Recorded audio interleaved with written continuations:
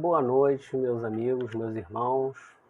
Estamos aqui para mais um encontro virtual da Associação Espírita Nosso Lar, pedindo a Deus, nosso Pai, a Jesus, nosso Mestre Irmão, que possam nos abençoar, que permitam que os bons espíritos, que os espíritos de luz, nossos anjos guardiões, possam estar ao nosso lado, nos ajudando, e que nós possamos fazer a nossa parte, que é meditar, buscar em alguns momentos parar, refletir e buscar escutar esses auxílios que vêm até nós através de intuição, né?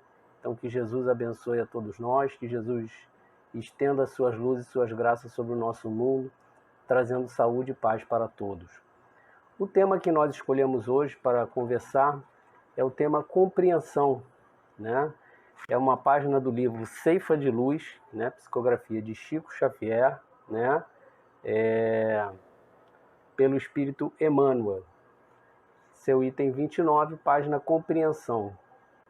Ainda que eu falasse as línguas dos homens e dos anjos e não tivesse caridade, seria como o metal que soa ou como o sino que tine.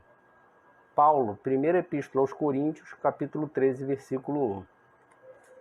Parafraseando o apóstolo Paulo, ser-nos-á lícito afirmar que ante as lutas renovadoras do dia a dia, se falo nos variados idiomas do mundo e até mesmo na linguagem do plano espiritual, a fim de comunicar-me com os irmãos da terra, e não tiver compreensão dos meus semelhantes, serei qual gongo que soa vazio ou qual martelo que bate inutilmente.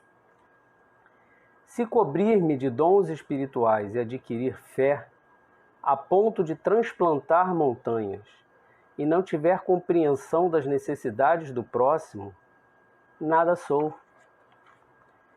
E se vier a distribuir todos os bens que acaso possua, a benefício dos companheiros em dificuldades maiores que as nossas, ou entregar-me à fogueira em louvor de minhas próprias convicções e não demonstrar compreensão em auxílio dos que me cercam, isso de nada me aproveitaria.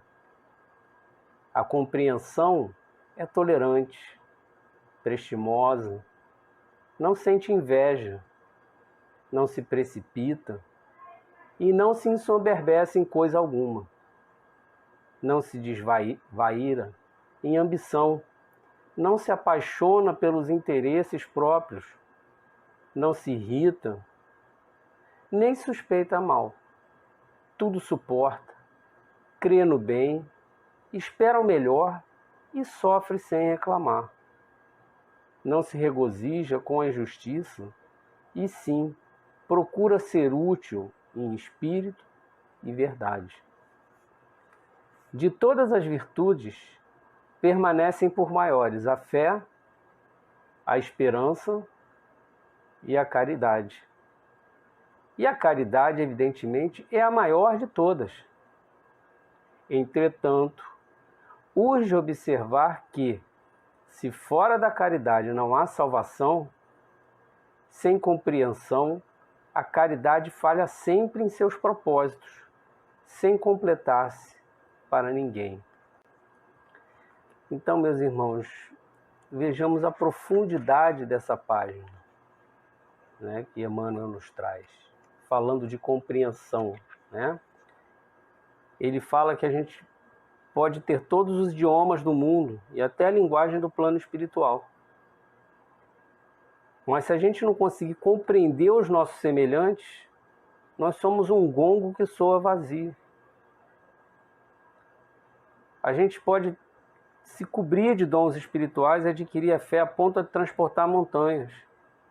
Mas se a gente não conseguir compreender as necessidades do próximo, nada eu sou. Podemos mesmo distribuir todos os nossos bens, né?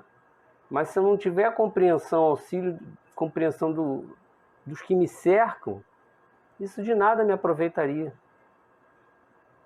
E aí ele fala então que a compreensão é tolerante, é prestimosa, não sente inveja, não se precipita, não se ensoberbece de coisa alguma. não se desvaira em ambição, não se apaixona pelos interesses próprios, não se irrita, tudo suporta, tudo crê no bem. E aí ele enfatiza realmente que a fé, a esperança e a caridade são as maiores, que a caridade é a maior de todas, mas que sem compreensão a caridade falha sempre em seus propósitos, sem completar-se para ninguém. E nós vamos tentar entender melhor isso. Se nós buscarmos o significado do dicionário, entre outros, nós vamos ver que compreensão leva a compreender, né? Que nos leva à questão de abranger, né? Quer dizer, você abrangeu todo, abrangeu o seu entorno, né? Mais à frente fala em estender-se, né? Ou seja, é a gente conseguir olhar, perceber o que está acontecendo ao nosso redor, né? Para que a gente possa, então, ter um entendimento correto da situação e que aí, então, a gente possa expressar a nossa fé, a nossa esperança, a nossa caridade de forma correta, para que a gente possa dirigir a nossa ação, né? Dirigir os nossos pensamentos de forma correta, realmente entendendo essas situações que ocorrem, vamos dizer assim, nos pequenos universos à nossa volta, primeiro a família, depois nos universos intermediários, que é quando você tem o trabalho, você tem os amigos, você tem, por exemplo, as atividades dentro de uma casa religiosa, no nosso caso, o centro espírita, né, e as pessoas que lá frequentam.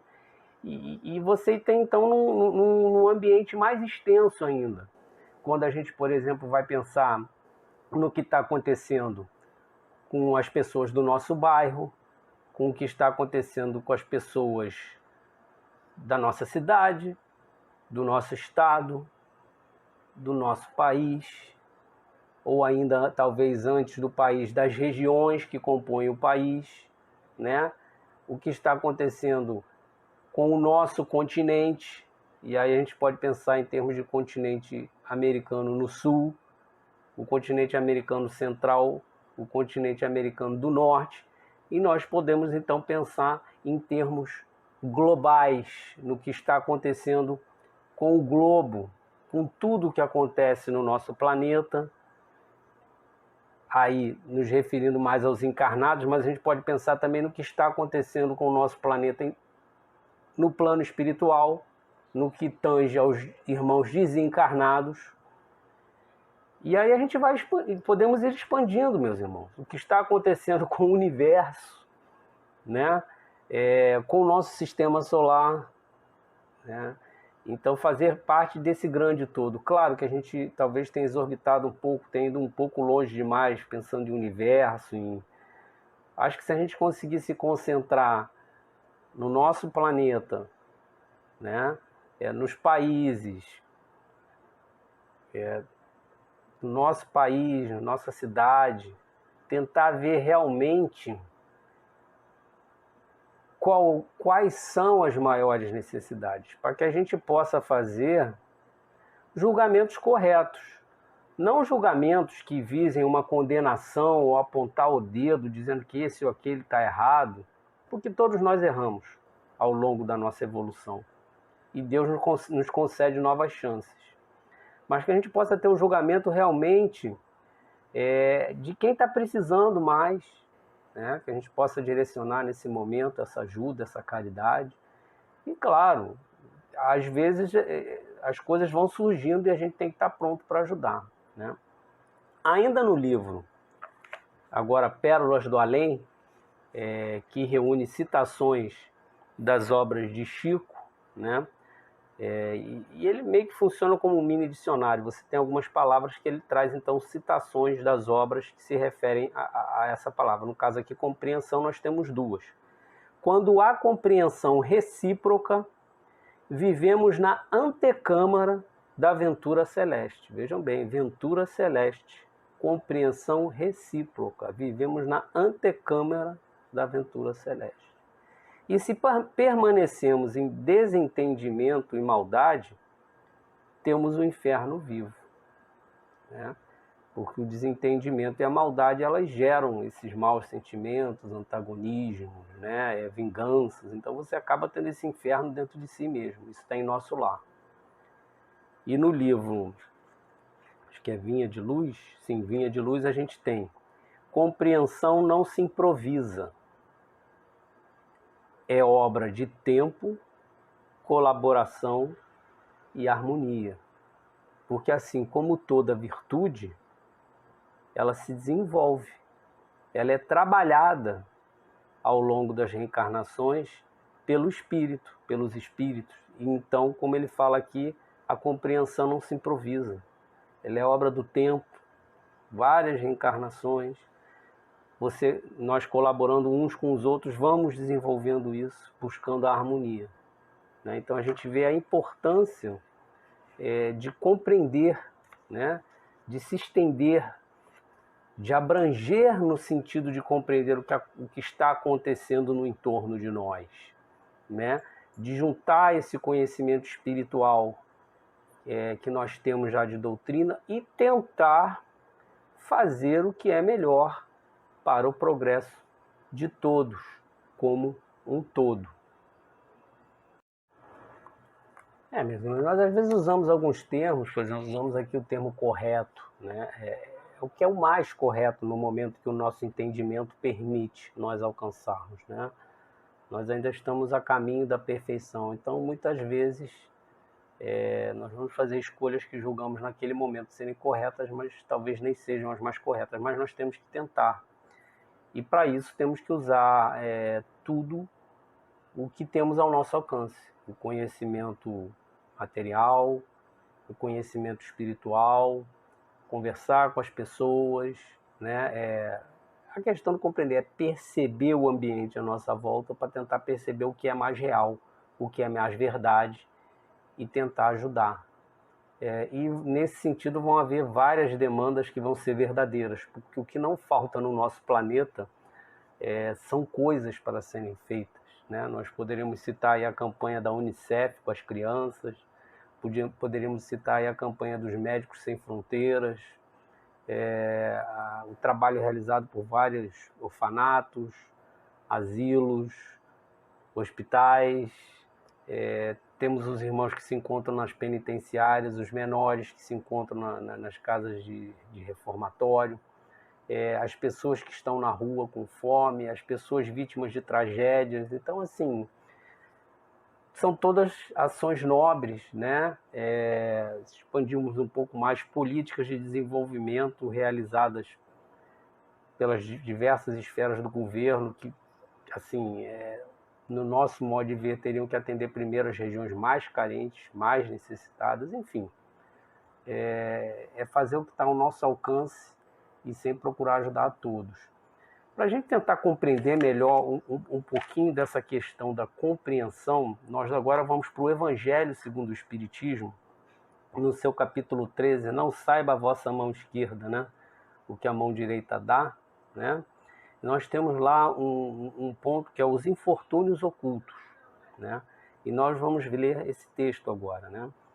Nas grandes calamidades, a caridade se emociona e observam-se impulsos generosos no sentido de reparar os desastres.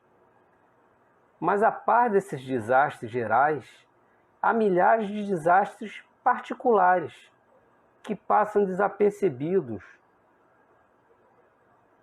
Os desastres dos que jazem sobre, né, o grabato sem se queixarem.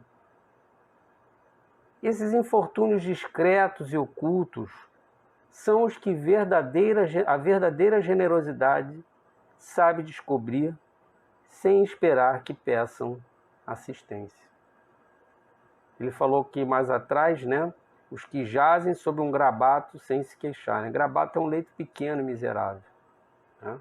Pessoas que às vezes estão ali naquela situação pobre, miserável, mas não se queixam.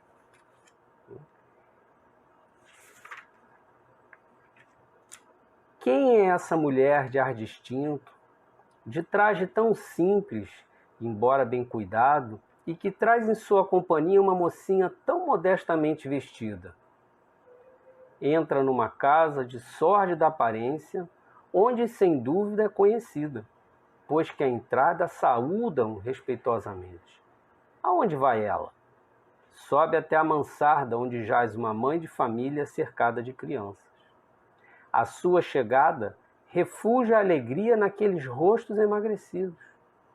É que ela vai acalmar ali todas as dores.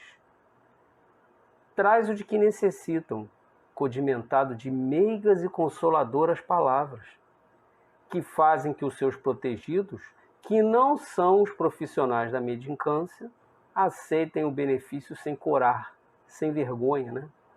O pai está no hospital, e enquanto lá permanece, a mãe não consegue com o seu trabalho prover as necessidades da família. Graças à boa senhora, aquelas pobres crianças não mais sentirão frio, nem fome, irão à escola agasalhadas, e para as menorzinhas o leite não secará no seio que as amamenta. Se entre elas alguma adoece, não lhe repugnarão a ela, a boa dama, os cuidados materiais de que essa necessite. Dali, vai ao hospital levar ao pai algum reconforto e tranquilizá-lo sob a sorte da família. No canto da rua, uma carruagem espera, verdadeiro armazém de tudo o que destina aos seus protegidos, que todos lhe recebem sucessivamente a visita. Não lhes pergunta qual a crença que professam, nem quais suas opiniões, pois considera como seus irmãos e filhos de Deus todos os homens. Terminado o seu giro, diz de si para consigo: comecei bem o meu dia. Qual o seu nome? Onde mora? Ninguém o sabe. Para os infelizes é um nome que nada indica, mas é o anjo da consolação. À noite, um concerto de bênçãos se eleva em seu favor ao Pai Celestial. Católicos, judeus, protestantes, todos a bendizem. Por que tão singelo traje? Para não insultar a miséria com seu luxo. Porque se faz acompanhar da filha, para que aprenda como se deve praticar a beneficência. A mocinha também quer fazer a caridade. A mãe, porém, lhe diz: que podes dar, minha filha, quando nada tens de teu? Se eu te passar as mãos alguma coisa para que dês a outrem, qual será o teu mérito? Nesse caso, em realidade, serei eu quem faz a caridade. Que merecimento terias nisso? Não é justo. Quando visitamos os doentes, tu me ajudas a tratá-los. Ora, dispensar cuidados é dar alguma coisa. Não te parece bastante isso? Nada mais simples. Aprende a fazer obras úteis e confeccionarás roupas para essas criancinhas. Desse modo darás alguma coisa que vem de ti. É assim que aquela mãe verdadeiramente cristã prepara a filha para a prática das virtudes que o Cristo ensinou. É espírita ela? Que importa? Em casa é a mulher do mundo, porque a sua posição o exige. Ignoram, porém, o que faz, porque ela não deseja outra aprovação, além da de Deus e da sua consciência. Certo dia, no entanto, imprevista circunstância leva-lhe à casa uma das suas protegidas, que andava a vender trabalhos executados por suas mãos. Essa última, ao vê-la, reconheceu nela a sua benfeitora. Silêncio, ordena-lhe a senhora, não digas a ninguém. Falava assim Jesus. Bom, meus irmãos, minhas irmãs, companheiros de jornada terrena, com essa história de Allan Kardec, né, contada no Evangelho segundo o Espiritismo, nós encerramos o nosso estudo de hoje e acreditamos que ela tenha sido bastante exemplificativa no sentido do que é compreender, né? Porque a gente vê que aquela mãe conseguiu entender a situação que se passa, não só com aquela família, mas com outras, e realmente tratou de forma bastante generosa, compreensiva e caridosa, né? Ela dispensava o seu tempo, dispensava a sua atenção, dispensava cuidados, tinha a preocupação de se vestir de forma humilde para não humilhar, a preocupação de levar a filha para ensinar como se faz, né?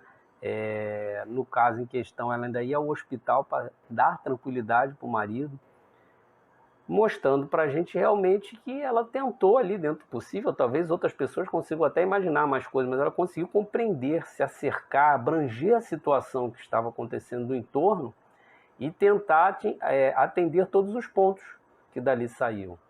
Então, meus irmãos, que nós possamos ter esse amor no nosso coração, que nós possamos ter realmente essa compreensão de entender o que está acontecendo ao nosso redor, que Deus, nosso Pai, que Jesus, nosso mestre irmão, que os benfeitores espirituais, que os anjos guardiões, todos eles, e eles estão, possam nos ajudar, né? E que nós possamos estar atentos para receber esses pequenos chamados, essas intuições, para que possamos seguir o caminho de luz, a estrada apertada, mas que nos leva até Deus, espalhando amor e luz pelo nosso caminho, e que ao longo dessa jornada nós possamos aproveitar desse tempo para desenvolver as nossas virtudes, para nos livrarmos dos nossos erros e dos nossos vícios que todos nós temos, e assim como queremos compreensão conosco, que nós possamos compreender os nossos irmãos.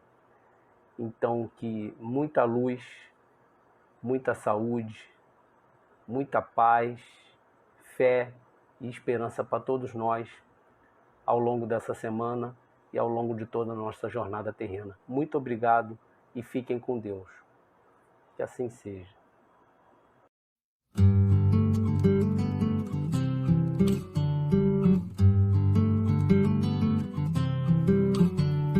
Quantos exemplos, quantas lições ao longo do tempo, quantos de nós perderam o medo de se entregar ao simples ato de amar. Tantos carinhos e tantos acenos estão ao alcance das mãos.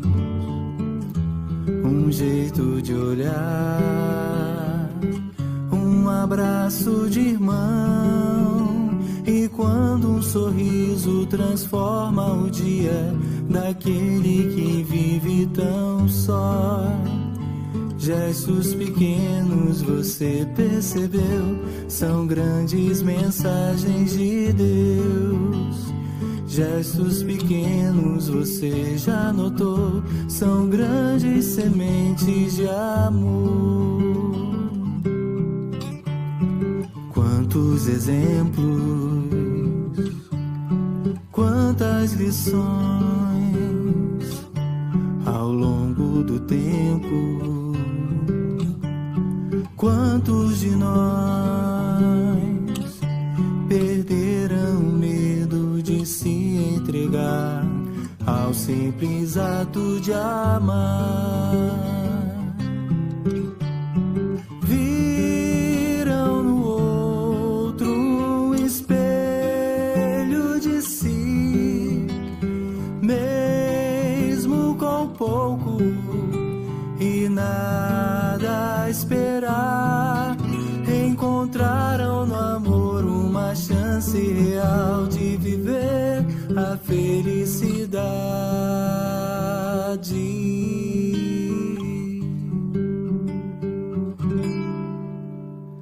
Tantas histórias cantadas ao vento nos trazem momentos de paz. Um simples calar para ouvir e escutar. Tanto conforto também recebemos de quem nos estende a mão.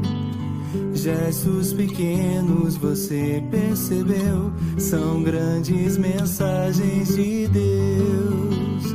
Gestos pequenos você já notou, são grandes sementes de amor,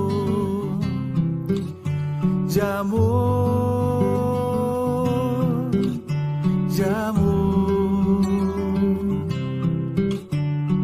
Quantos exemplos, quantas lições